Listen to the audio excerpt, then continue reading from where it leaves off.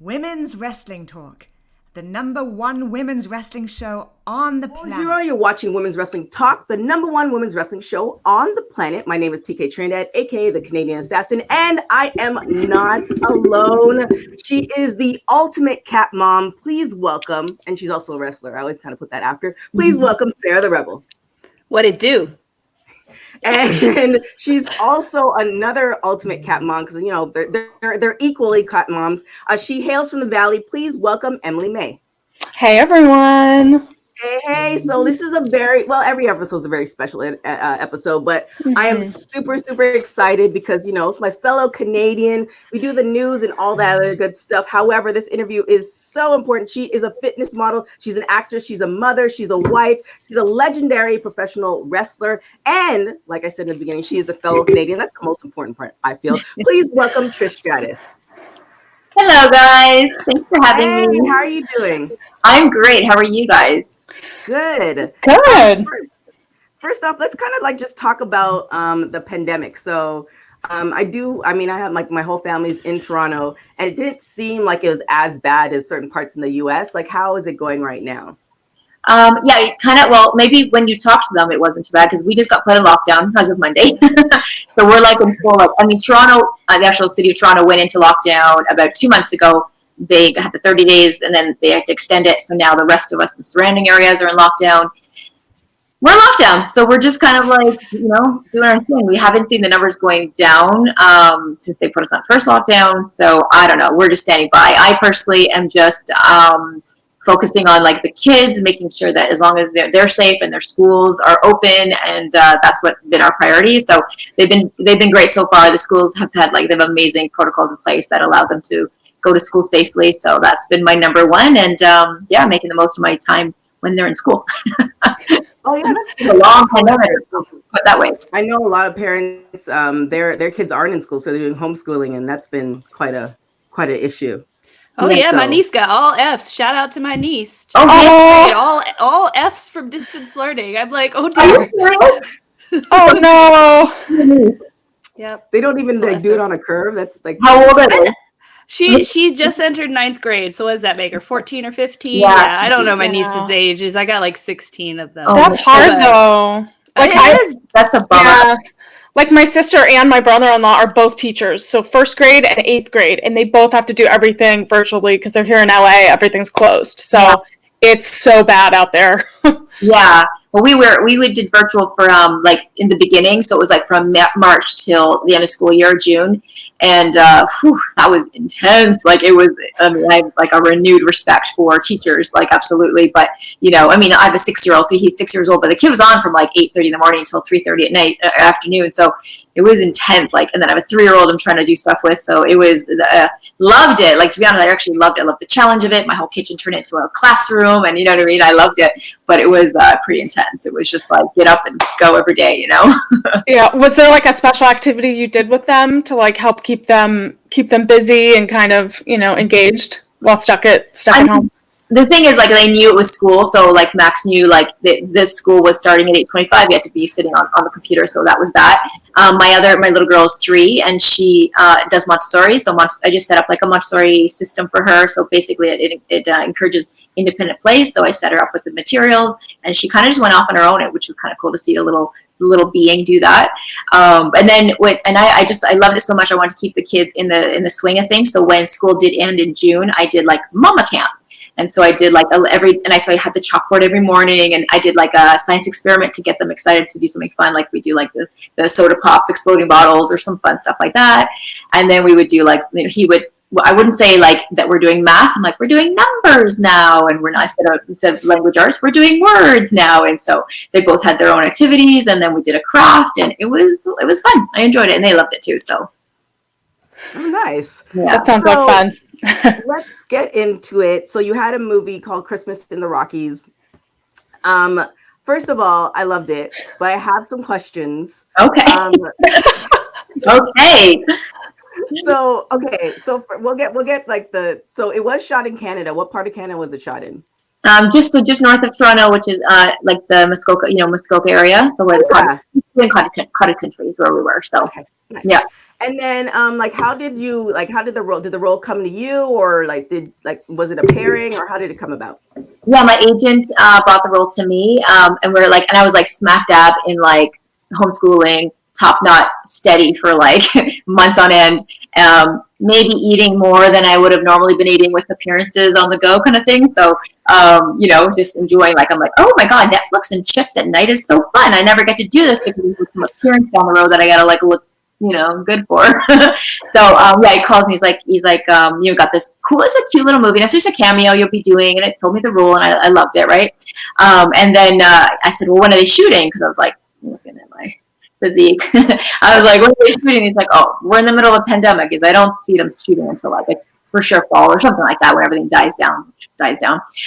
So then I said, all right. So I carried on, and then our premiere cleared stage 2. We went into phase 2, and it was like a film and television production was cleared, and I was like, oh, okay, I gotta get it back together then. So I just like went on intense, like get myself back together to Trish Stratus program for like 5 weeks basically, and didn't have no more. I did Netflix, but no chips. And so so that's how it came about. But it was just a cute role, and it was just, I'd been like heavily, like I said, into the homeschooling thing. So 4 months, 24/7 with the kids, and I was like, I'll do that. Let's sign me up.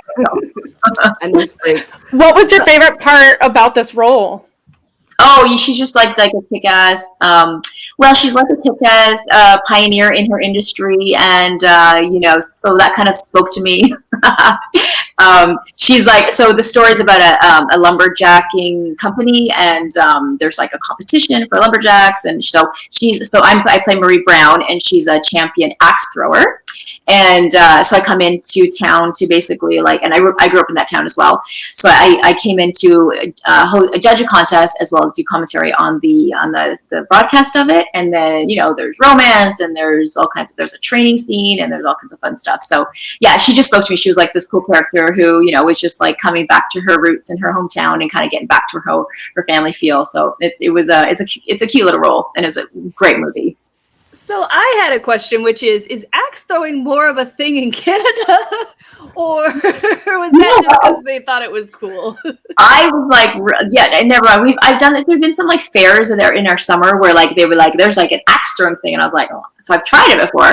And it's funny because my agent's like, before you say anything, stop. Like because I've done my stunts in my last 2 movies, my own stunts. He's like, you're not gonna go axe train or whatever it's called. For like the next 2 months to prepare for this role. He goes, and I'm like, no, I should though. It's authentic. He goes, pandemic, just go homeschool it. And we're not doing that. We're not going to set that up. Just let the stunt double come in. So yeah, this stunt double came in. She was a total pro. But yeah, that's what she does. Like this is a thing. I don't know if it's just Canadian. It seems very Canadian, but I do believe this is maybe anywhere there's trees. Yeah. I also see like Northwest is like people would do that too, like Oregon. Have you guys done it? There's a place down the street in North Hollywood, like in LA, that does axe throwing, and you can go and do it. So we're all gonna go. Is it Canadian thing? I don't know. It's really popular now in Los Angeles, so I think a lot of people are getting. You are right. I do remember that place. Yeah. Maybe it's on trend then. I like that. Yeah. I went shooting the other day, so I might as well go axe throwing. Why not? Yeah. Setting trends with axe throwing. So here's my question. Okay, so the timeline, I just want to know the timeline. And I'm not going to give away the end for folks who are like, just getting into like watching all their Christmas movies, because this is very like really like, family get together Christmas movie type thing. So the timeline of when the main character meets the gentleman of interest. Yes. To the end of their romance. And like I said, like we know what happened in the end, so I'm not going to give it away. But what was the timeline? Because it seemed very quick, like how it happened. Well, you could really be describing any romance in any Christmas movie, don't you think? It's true. There is a formula, right? Evening, they're like, they love, you know what I mean? Like, that's kind of like how they got to get together before Christmas happens. I mean, let's put it that way, right? If starting to snow already, Christmas is happening, it's coming. We got to get together. Got to make this movie happen, So, like in reality. Yes. it just seems like in reality, if you meet somebody at that time, it's like you're still debating if you're getting them a Christmas gift. Yeah. But like now it's just Listen, like, hey, no, by the it's way, Christmas. You gotta find your boo. You gotta boo up for Christmas. Everybody knows that. I mean, Christmas that's why they always have movies about getting a Christmas date, and you have to bring them to the family dinner. Like, it's a thing, right? That's every holiday movie. What happens in the movie? You know what it is? I don't watch that many Christmas movies, so that's why I was just so like, I was so like analytical about like, what is the timeline and how does her dad approve? She doesn't even know this man. Like, what is going on here? TK, you have to believe in the Christmas magic of these movies. Like, you just gotta believe in it. Spirit, the magic brought them together. Love, and all that good stuff. Yes. And then on top of that, Oh. you decided, I'm not gonna tell you what had happened in the movie, but your character was now going like road tripping with another character, a male character, and it's like, but like he's not like fully like functional. So like, was there a backup plan with that? Like, I had so many questions. Well, we're gonna work on it. We're gonna do some. I don't want to give away the story, of course, but there's some rehabilitation that will happen, and will enable us to then pursue our dreams of doing this together. Okay, because he just sounds so convinced like it was gonna happen tomorrow. And I was like, but bro, like, we're like the RV was outside waiting, like, and that was exactly. We're just like, bye. Exactly. It's like he's not capable yet. Okay. And the first stop on the RV trip is to road trip. It's fine. Part 2, I can't talk about it. Oh my god. Go see it. Christmas in the Rockies. It's streaming on Fox Nation. Go check it out if you're in Canada. It's actually going to be on City TV on Christmas Eve at 7 p.m. So that's when you can get this. The mystery can now, present itself, and you can figure out the timeline yourself and see if you approve of it. It was Amazing. difficult to find, but I the dedication.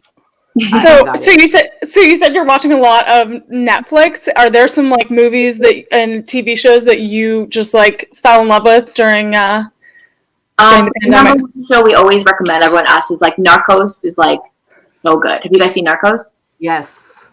That's like, you haven't seen it, you guys? Sarah and Emily haven't seen it. I have not seen it. Listen, I only watch things with dragons, outer space, vampires. I got a list. Oh, Narcos is so good. It's just a good movie. But Money Heist was amazing. Yes. Like, it's so good. It's so clever, and it's not even. It's dubbed. So you can either watch it dubbed or you can watch it with subtitles. And I personally would like to turn off my brain a little bit and hear sometimes cheesy dubbing, but it's you kind of get so into it and you can't. I mean, it's so well written. It's so clever. It's that's one. It was. I can't wait till the next season comes out. It's so good. Yeah, it's actually. Wait, what season are you on? It's that you guys got, because I know Canada Netflix is a little bit different. So is it like season 3 or 4 or something like that? Well, I think it's up to date. I think so. Yeah. Whatever the last. Yeah. Yeah, it's so funny with Money Heist because it came out years ago and Netflix bought it, and that's when it became popular. So it was just like a small. It was like a small thing and became popular. It's definitely like you have to watch it. It's such a good movie. Yeah. So you had a yoga studio and it's now closed. But what I was wondering, and when you were doing like getting ready for like women's evolution, and when you Lita had some stuff going, I think it was it last year? 2018 was when I made the first return, which was with the Royal Rumble, and then there was the Evolution that year, and then last year was Charlotte. So did you use like yoga to like help with your training as far as getting like ring ready, or like what was your training like? Oh yeah, 100%. I mean, the main training consisted of going in the ring, and I just did ring training basically, because my body was like, I had to remind my body like, what are you doing? But I was like, wait. But the yoga was just helping me for recovery. Basically, it was helping me recover. Like, honestly, thank goodness I have yoga in my life. I just thought, like, because my body was so pliable, like I was able to just with injuries and the movements and everything just came really easily to me. And yeah, it was the recovery was a huge thing too, because I was expecting more of the stiffness after I did my training and things like that. But yeah, I use it to keep my joints lubricated, to just keep myself ready, and but also and then the mental aspect of it, to just sort of focus and manifest and kind of set my intentions. So there's always that side of it as well. Did you find that your body kind of remembered, like on autopilot, things that you didn't think it would, or was it like more of a like, oh yeah, that's right? No, it was crazy. Like it actually, like wrestling is like riding a bike. Like which I don't know if you guys have stepped away for any amount of time and then come back, because I know you're a wrestler. Have you stepped away at all and then come back and been like remarkably like surprised, like wow, okay. So the first time I went back was for the Royal Rumble, and I got in the ring with a guy I trained with. His name's Rob Fuego, and he and I just sort of like, he's like just do all your like the best of, basically do your showcase, do your highlights and highlight reels. So I kind of just busted out my moves and I was like, oh, okay. But then of course don't forget, like Royal Rumble and a tag match, it is a highlight reel of your best of moves, really. It's not like necessarily like an intricate match, right? So I was able to pull those off. So those gave me the confidence to know, like, I have it in me. I'm not going to break my body. You know what I mean? That kind of thing. And then when the opportunity with Charlotte came about, that's when I really took like, a long training session to really get ready for it. And, obviously a singles match, I hadn't had a singles match, I think it's in 11 years at that point. So 11 years, 2 babies later. So it was I thought, can I pull this off? And then I was just anxious to it was kind of fun to showcase a little bit of a different side of me and different moves that people hadn't seen or would expect from me. So, but yeah, my body definitely was ready for it. It was just, and it was times where we'd do a sequence and I would watch it back on film and I'd be like, oh, right, that was bad. Was that bad? I go to everyone and they're like, no, it was amazing. And I'm like, oh, okay. Like, it didn't feel like I wasn't sure. And then I was like, oh, that's pretty good. So, yeah. It is just amazing. And yeah, like you were saying, so I had the break because of COVID. And then I came back and I was like, oh, I still could do that. I didn't even have to think about it. So my next question for you is, so you got to work with some of the awesome ladies of today, but if you could face or have a feud with any of WWE's current women's roster at your prime, is there anyone that you kind of wish you got your shot at? At my prime? Oh, okay.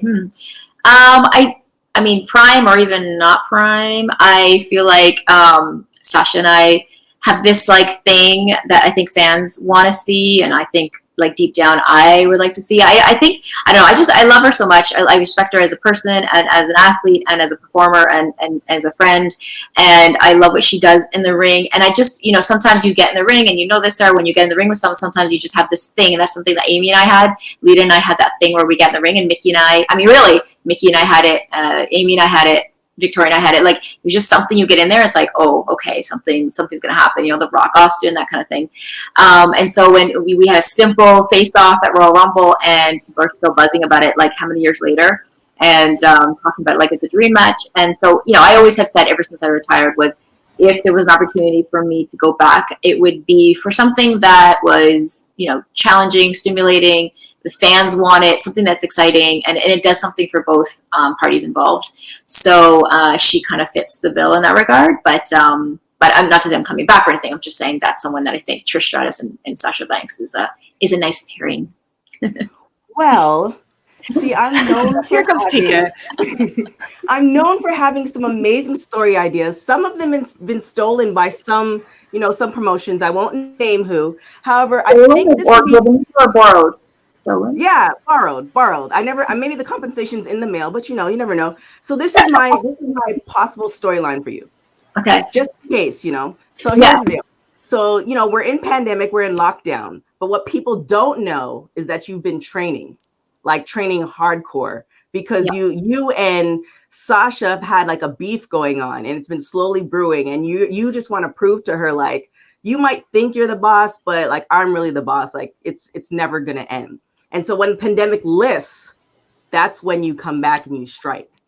Okay.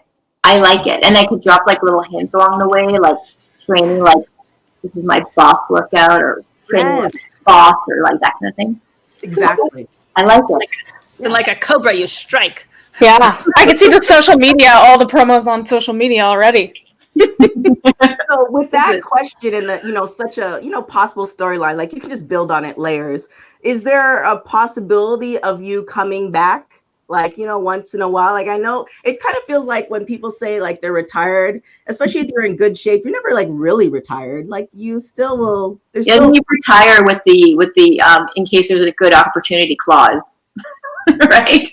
I mean, I always said, like I said, when I retired, I remember I did this little speech thing, and it's like part of my, like, I think it's part of my home video, but it's like I'm saying something like, if, you know, like, again, if there's something that like we could deliver some satisfaction to my fans, I would definitely entertain it. And that's the, you know, every time I've been back has been for you know, someone I had faced before, something that the fans would dig, a surprise, like that sort of thing. I needed that element. There was a lot of things pitched to me over the years, and I was like, wasn't worth like coming out of retirement, I guess you could say, because not that it's that much of a sacred space in wrestling. Retirement isn't that sacred, but you know, it had to be worth it. It had to be worth it and work for all parties involved, you know? So yeah, so I just kind of leave it out there. So if there's a chance for something that would brew in a certain way, then I'm open to it. Again, it's, you know, who knows? By the time the pandemic lifts, I've been training a lot, so I don't know. And here's some possible visuals before we continue. So you could have your son like on your back and you're doing lunges. So you're like your family. Yeah. Okay, yeah. Then there's another one where you have your husband. He's like, he's sitting on the sled and you're like dragging him across, or even you're hooked up to a truck. Like you're like hardcore. Like we're talking like Rocky. Like we're talking Rocky. Yes. That's the training there in Russia, right? That's the training. Where I'm like, you know, he's got the wood on his, you know, the big log lumber. Right. But instead, you just use what's available to you, which is your children and your husband.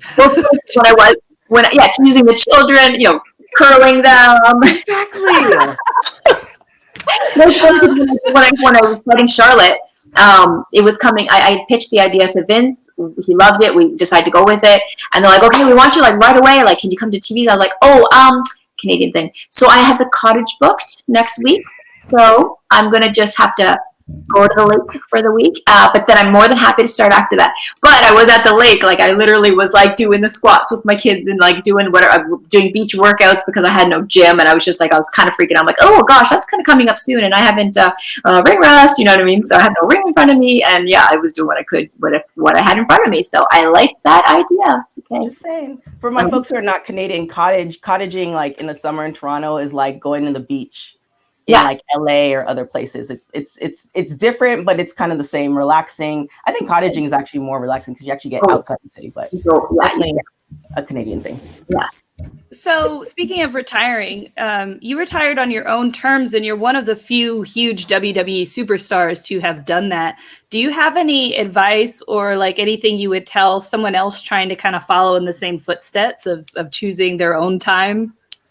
I just feel like it's important to sort of along your career stop and do these checks, like fulfillment checks, I guess you can say, and think about like the balance of everything, because I think a lot of the times people get caught up in this, like they don't feel like they've got that thing achieved yet in their career. And so really kind of have to like stop and realize what you have. Like sometimes you're in this whirlwind of what you're doing. You don't really realize what you have done.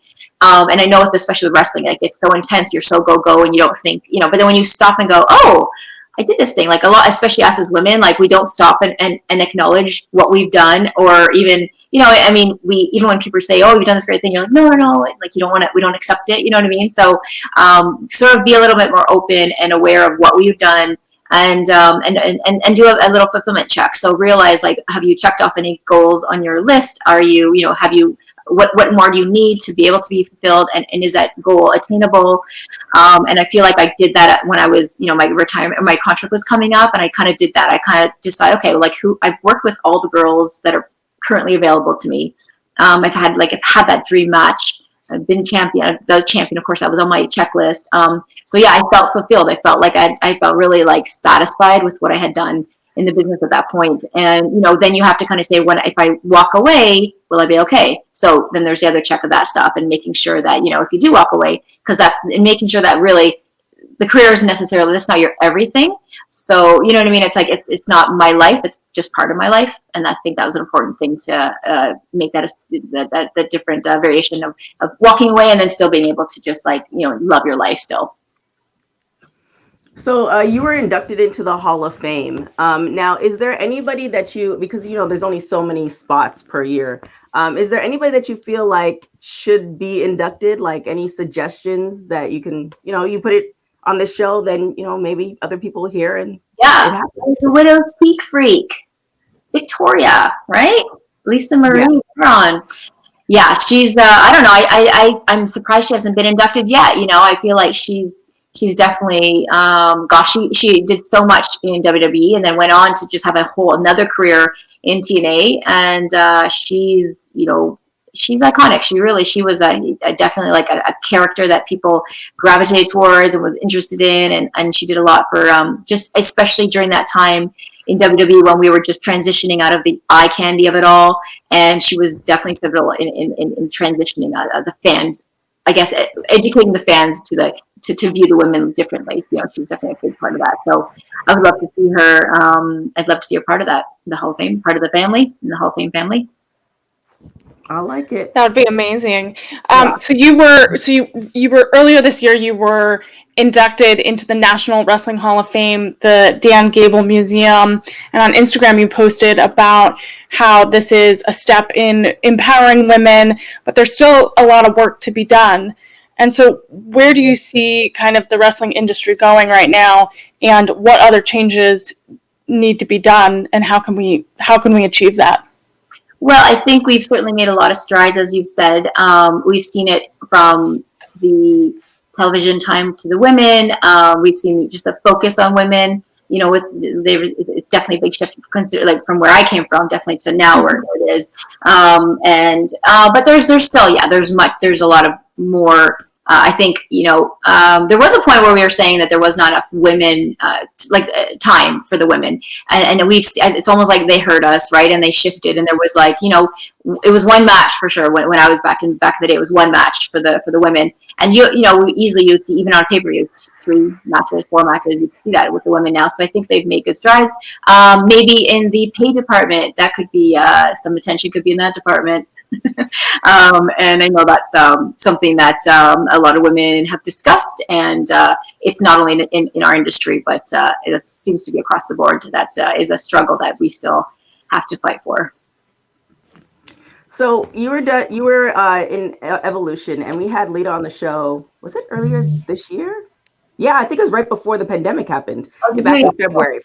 And so we talked to her about, you know, what could be done to kind of bring back Evolution, because it just didn't happen. And I think it was an amazing thing for just everybody, but, you know, women wrestlers in general. So another idea, just putting it out there. I love it. Maybe since you and Lita are great friends, you guys can come together and then, you know, push for Evolution again. Because, you know, there's more in the power of, you know, 2 or 3. So. Yeah. You know, just not necessarily saying that you should be on it, but, you know, just like make it happen. Make it happen. Let's make it happen. Yeah, I mean, I agree. I don't know. It's almost like, what happened? It's just like, was it? We kind of just October came and went. Like the follow up just never happened. It's like I thought this was like an annual thing. I was maybe starting to train a little for it. Maybe like just in case the call might come. You never know. Like. And it didn't come. There was no call. There was no event. Definitely. Would you join our bandwagon? Oh, I've been on the bandwagon. Like Evolution and Mae Young Classic, I feel were like really great showcases. Yeah, and that was good. So, you know, obviously, like I said, like I put ideas out there, and you know, the ideas get borrowed, but I don't have that connection to Vince. Yeah. So I'm just saying. Yeah. Well, they sending a pigeon. Yeah, the pigeon didn't work.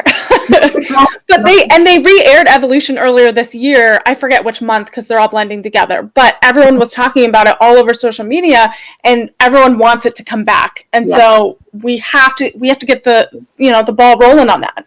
I agree. That is our mission. Yeah. 2021, so we can do it in front of a live audience. Same. Yeah. Yeah, I mean, would you ever consider, because I know you were doing the coaching for Tough Enough, but would you ever consider like maybe like writing or producing or stuff for something like a pay-per-view like Evolution? I would love to. I would like to. Like, I love the idea of it. The reality is it comes with the road, right? And I just can't do the road because of my family. I couldn't. I mean, just at this point, anyway. I'm just saying they're young now. I have a 3-year-old. Max just turned 7. So I just at this point would be nothing. Like I just couldn't go back on the road like that, and leave my family like that. But yeah, I'd love to contribute in some way. It was nice to go back those couple times and like just just work with the girls and see how their minds work, and then, you know, telling the art of storytelling, and just and seeing that, you know, working with Fit again, it got me stimulated, and him and I were like this little, like, we're like frickin' frack, where we just had that connection when we were working together. And even, you know, we would literally come in like with ideas in the morning, we're like, and then we'll totally, that's how we had that, you know, you just have that with someone. So we had that, and so I thought, man, like him and I said we could put some good matches together, like we would be like co-agenting probably. It would be awesome. But I mean, I would love to contribute in some way, and I've talked to Matt Bloom, my former partner, about possibly going to NXT. You know, we've talked about it on a number of occasions. It's just like never, the right time has never come about to do that. But yeah, I'd love to, you know, and I love working with young minds, and, you know, that was the best part of Tough Enough, was just to work with these kids and do that sort of thing. So yeah, for sure. So speaking of kids, is your son interested in wrestling? Does he know you're a wrestler? Does he feel happy or excited about that? What are some of the thoughts around that? No, he doesn't. He doesn't really. I mean, he knows I'm Trish Stratus. This was the first year, like, it really hit him, because now he's into, like, you know, YouTube, and he knows, and he's like, you have a YouTube channel. I'm like, and I was like, oh, and then nowadays you can't really own the fact that you have a YouTube channel, because there's like this whole thing now, whereas I have a channel that is under my name. I don't YouTube though. You know what I mean? Like, I have, my videos are posted, that's what we do. Our site has posted videos, but it's not like a YouTuber, you know, I'm not no YouTuber, that's for sure. It's like a whole nother thing. But yeah, he was like, and then he, you know, was like, one of his favorite YouTubers had something, he was talking about Instagram and saying he's trying to get to 1 million followers. I'm like, I have 1.8 million. He's like, you have what? And then he like this whole thing where I seem to watch what you say. You're like, you're 7-year-old nowadays, but they're so savvy. But they get it, and they know when there's little makeup on. They're like, "Are you going to work?" Like, they know work when I put the Hall of Fame ring on. It's so funny. They're like, "Oh, are you going to work?" They know that's like, there's little signs that mom's going to work. But yeah, so, and it's even funny. I just did an interview earlier, and they said, like, how did Max and Maddie react to you? They figured that they saw my SummerSlam match, because it was in Toronto. I was like, oh yeah, no. I did. Can you guys, like, can you guys picture little kids watching a match like that? No. I think that's so great. Like, Max can finally see you live. And I love the idea that possibly this could be the last time you could see me wrestling live, the one and only time. But I just, I just know it's like, I picture, you remember that footage of Mick Foley's kids crying? And I'm like, I can't do that to my kids. And it's violent. We don't do violence. We don't watch violence. We don't even say, like, G-U-N. We say shooters, and we spell G-U-N. You know what I mean? Like, we just, I mean, seeing their mom getting no, I just can't do that to them. So yeah, so they kind of know, but they don't really know. They know I have a pop figure, and that's cool because other famous people do, which is neat. But they haven't seen. I've seen certain things here and there, like I've shown them my entrance, but not exactly me getting my ass whooped or me whooping ass as well. So as they continue to grow up, and what happens if they come to you one day and say, hey, you know, I want to do what mom does? Well, I'm happy for them to explore that idea. I will, of course, tell them all sides of the business. But, you know, I'm happy, like, for me too, personally, like, just like my parents were very supportive. I literally spent my entire life, I wanted to be a doctor. I spent my whole life with that goal in mind, and everything I did was to become a doctor. I mean, everything from my volunteer work to, like, the books I read, like, everything I wanted to do was about being a doctor. And then the York University, the school I went to, the professors went on strike, and I was suddenly just waiting around. Boom, all these opportunities happened. I got a fitness modeling contract, boom, boom, boom, led to wrestling, etc. So here we are, my parents, my whole life, she's going to be a doctor. And then she's a wrestler. And they were just, you know, super happy to see me pursuing a passionate about it, working towards it, working hard towards it, and, you know, honing in my craft, and they loved seeing the process unfold. They knew I was a huge fan of wrestling, and they liked they said it fit me. So if I see it's like a personality fit for my kids, then yeah, sure. Like, it's like, you know, all these kids want to be YouTubers, and everyone says, like, you know, and Max, does he have the personality to be a YouTuber? Maybe, but I said, well, first you got to edit video, learn editing of a video first, and then you can become, and then and I always say, what's your content? What's your content? And he goes, well, my content's going to be, and he throws stuff at me. I'm like, I mean, would you watch that? You know what I mean? So, you know, I'm just being, like, really open, like, just think about this, right? So, so if they want to be a wrestler, I'd definitely entertain it, but let them know there's lots of training involved, what the schedule looks like, what the business is like, etc. So, yeah. So with the, like, your name and your brand, and obviously, when the kids get older, because there are a lot of Canadian wrestlers. I don't know if you guys in the world know, there's a lot of Canadian wrestlers. I feel like Canadian wrestlers they might be first to like hockey. It's like Canadian wrestlers, then hockey players. Totally. Like, do you think like you're ever going to open like and what? Sorry? Like funny actors are all Canadian. Yes. I was just telling Sarah about Dan Levy from Schitt's Creek. Oh, yeah. He's like the godfather of like almost like a Canadian SNL. But do you think or do you have any interest of opening like a wrestling school of some sort, like, in Canada? I mean, I know there's a lot, but I never had that idea ever, actually, TK. They just like throwing these like business plans at me right here. The next business plan, I'll submit my plan shortly. I'll be the manager. We'll work it out.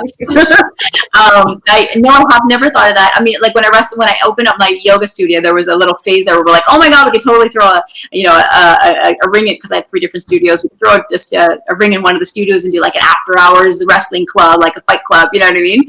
So we talked about it, but it never came about. That would be amazing, right? I think you should do it. Well, that's what everyone loved about like me, is that they were like this like Zen yogi, especially when I was really in my element, like as far as like into my like training and all that stuff. And they're like, and you're like a wrestler, but like you're like this Zen out woman. It's crazy. So, but it is about finding that balance. And I always said the Zen yogi in me allowed me to be the best wrestler, believe it or not, because it was allowing me to find that happy place and not get so totally absorbed and just kind of and physically do what I do best. But so no plans to open a wrestling school this time. I swear maybe we can like re-entertain all these questions when maybe in 2 years my kids are like not in that stage where I'm like this tunnel vision with the kids right now, like that's 24/7, especially right now. But I'm kind of like when I do something, I'm all in, including parenting.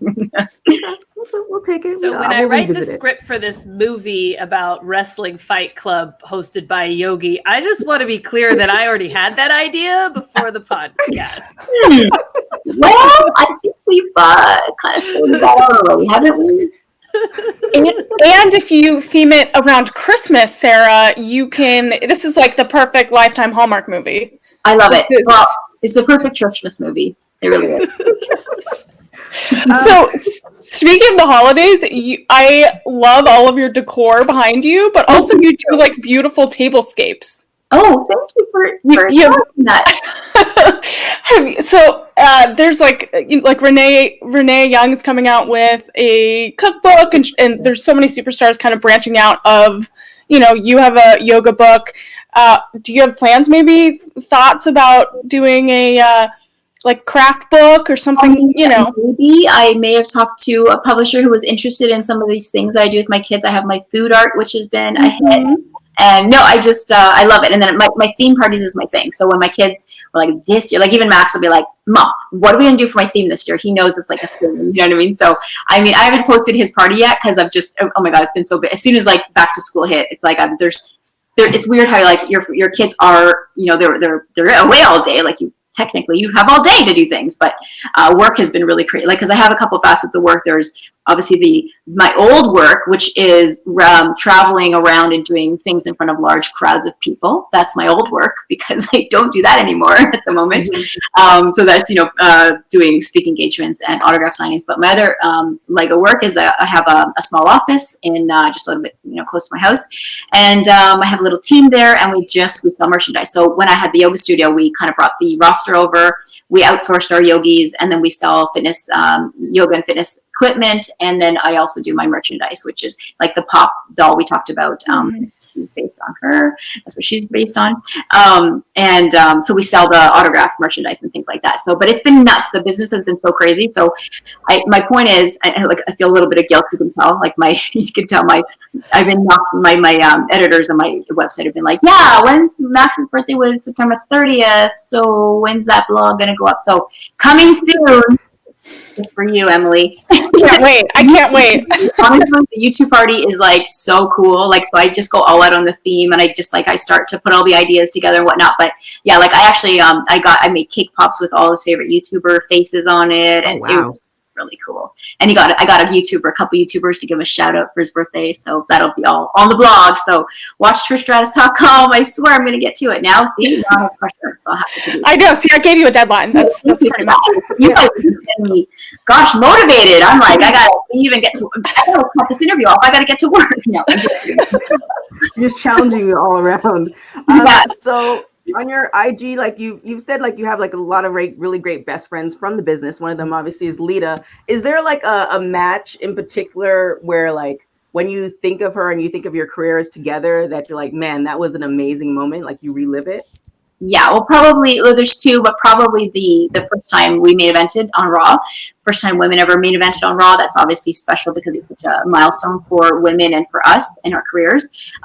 So that was really special. And also just like we had been working a program at the time, so we were on the road together. So that was kind of like super intense, fun. Like, although we weren't supposed to, we were going to yoga class beforehand.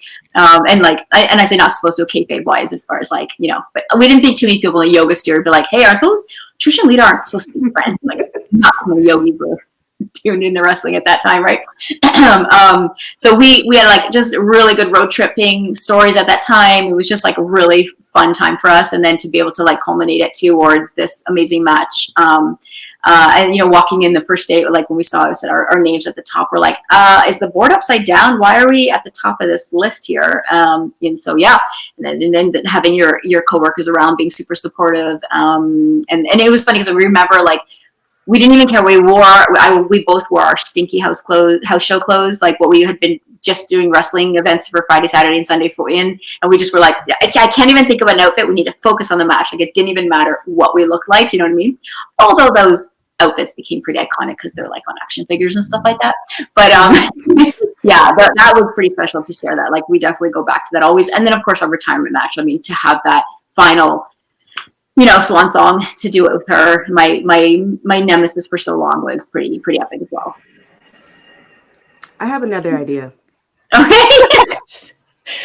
This one you can say, Sarah, I hope you're taking notes. So what happens is Sarah takes notes in the interview. There's so many notes.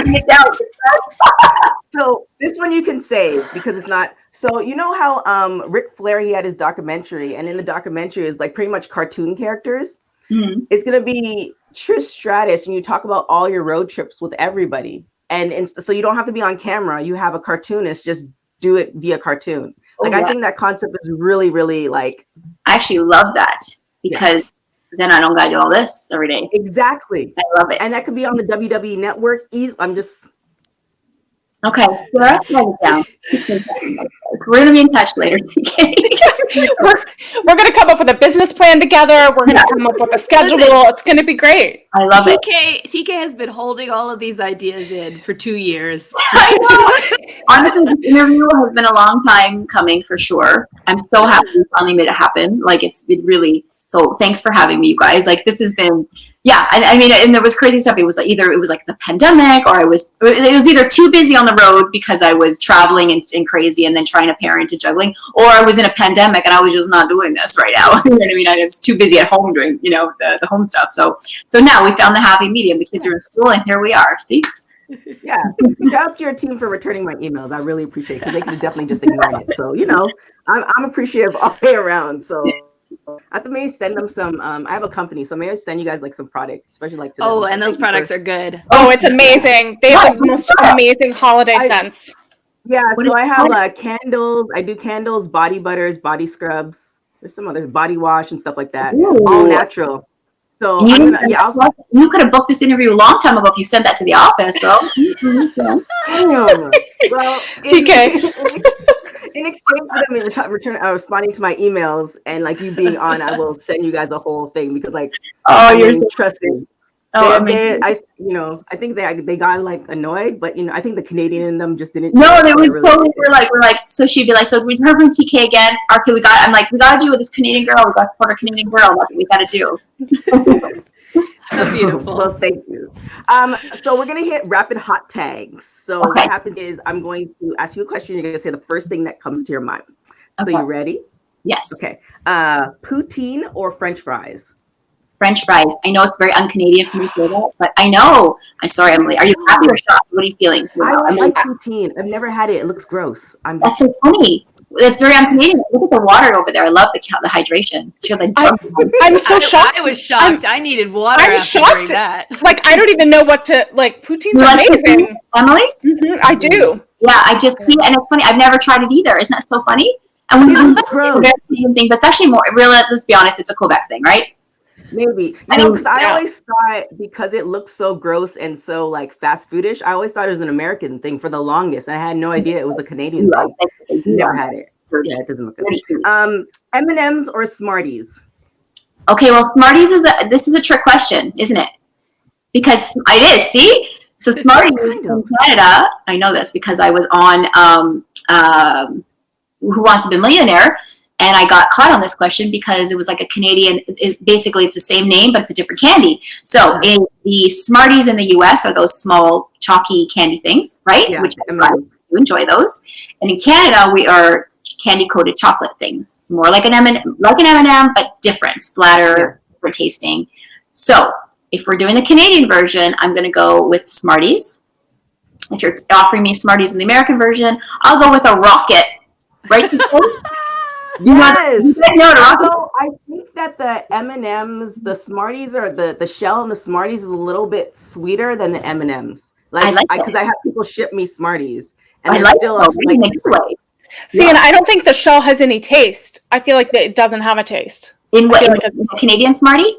Yeah, and M&Ms. I feel like they don't. Like I don't taste them. Well, that's a whole different discussion. And we're talking about how candy nowadays is crap.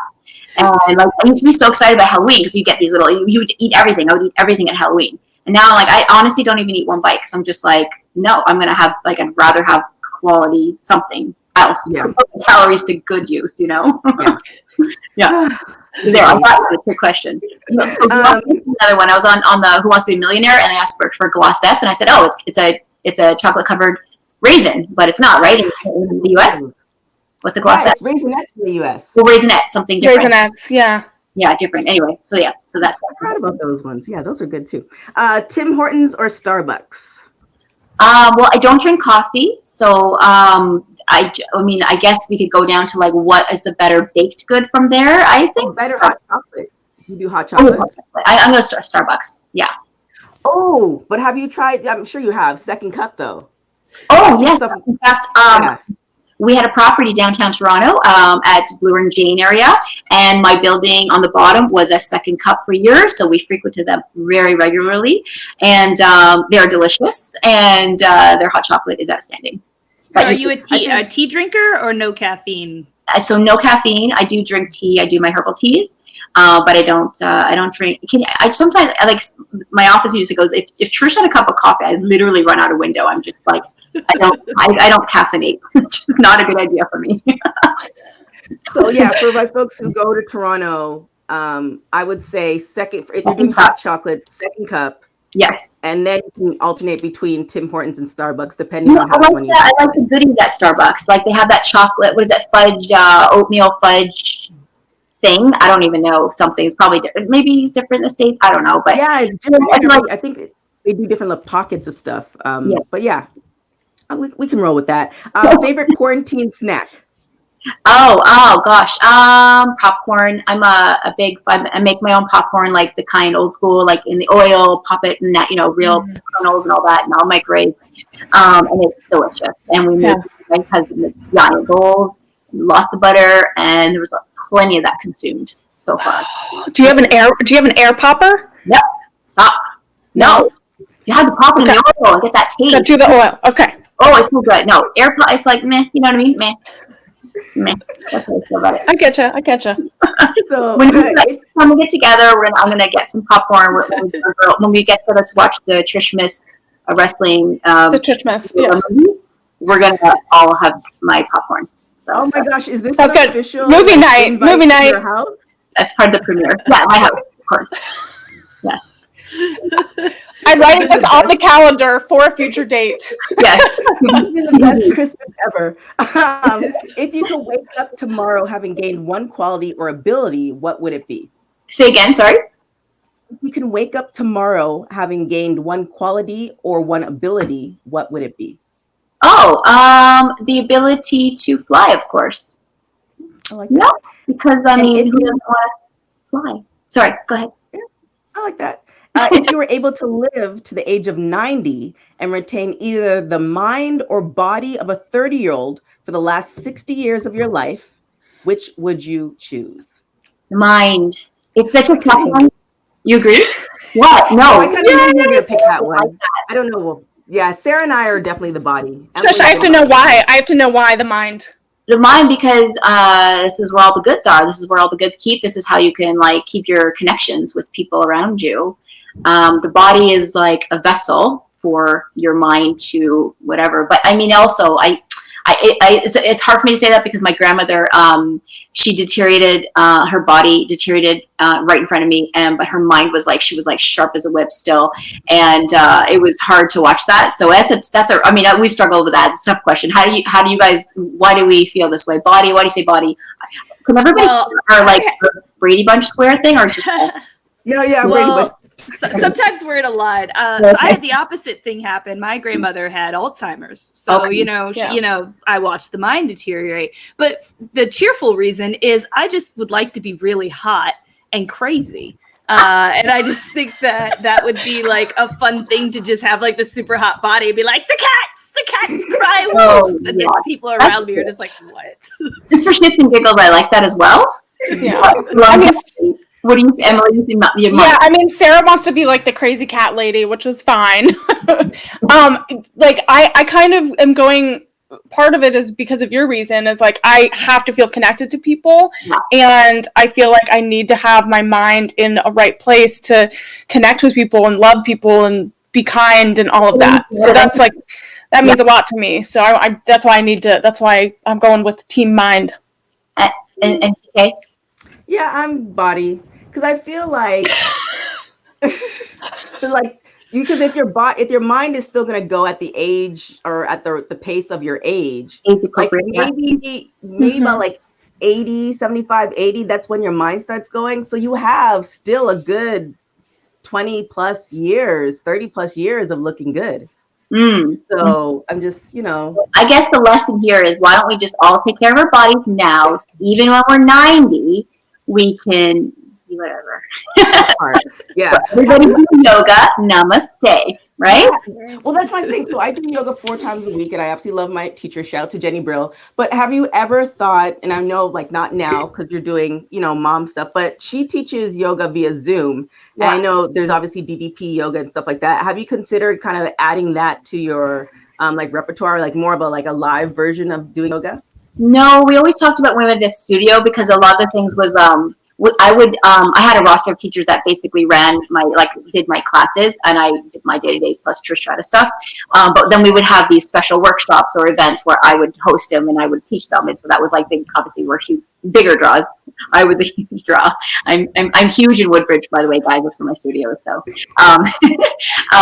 but then we thought about that. And it was funny because I guess we were before our time, but we were like, we could do like a live feed, and we could because it was all my fans are like everywhere else, right? So they could, that would be cool for them to just tune in and stuff like that. We never ended up doing that idea, but now it's something we think about. I mean, I just haven't had the chance to think about anything outside of what I'm doing in the first place, kind of right at the moment. But we'll revisit that again in 2 years.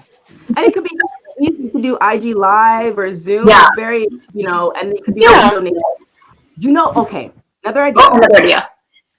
So it doesn't have to be like a huge thing, but you can use it for charity. So it's like a donation base. So everybody checks in, they donate, and whatever they can afford, they do yoga with Trish, and then you just send the money off to charity. I love that. Actually, that is a really good idea. Yeah, and they or just watching. It's fine. They've donated. It's fine. We don't mind. See, just over there behind that camera. That's fine. A plethora of ideas. So thank you so much for hopping on. We really, really do appreciate it. I mean, I don't think this is even like, if you're not following Trish, you guys are insane and under a rock. But just in case, where can everybody find you? So all my platforms, it's Trish Stratus com at the end.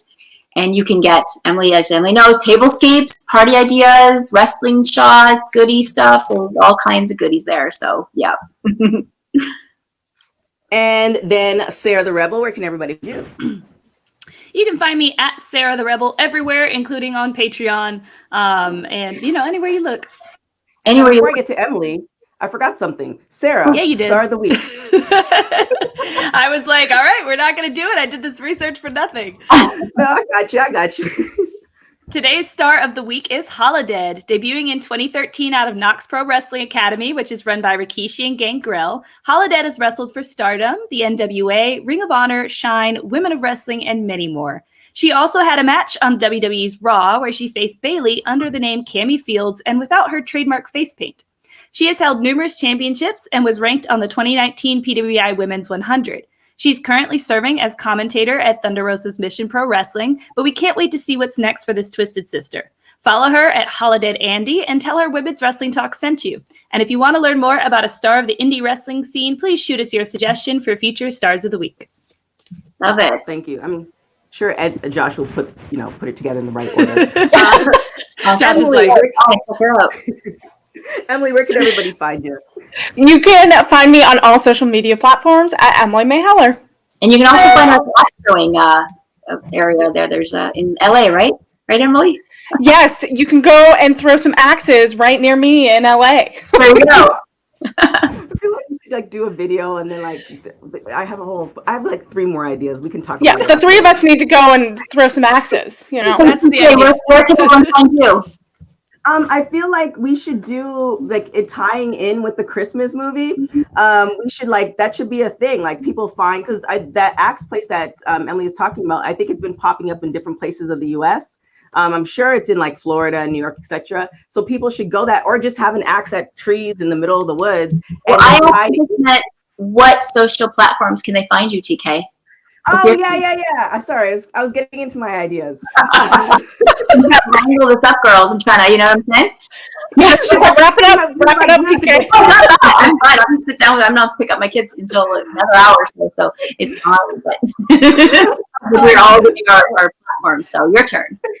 We'll talk about the axe thing later. But shout out to Josh. He's the producer of our podcast and he does the sound too. So shout out to Josh Rodriguez if you want to go and check him out, have him do your podcast. And also don't forget to follow us on all social media platforms on Instagram, WW Talk, on Twitter, WW Talk Pod. And our new website is coming up in a couple of weeks. So I'm really, really excited, which is going to be www.talkpod.com. So you can check all of that out. And you can find me on everything at TK Trinidad, website, IG, all that good stuff. Super simple.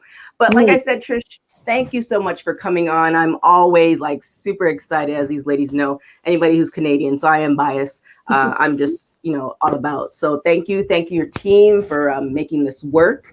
And yeah, shout out, those ideas. Just feel free to borrow them.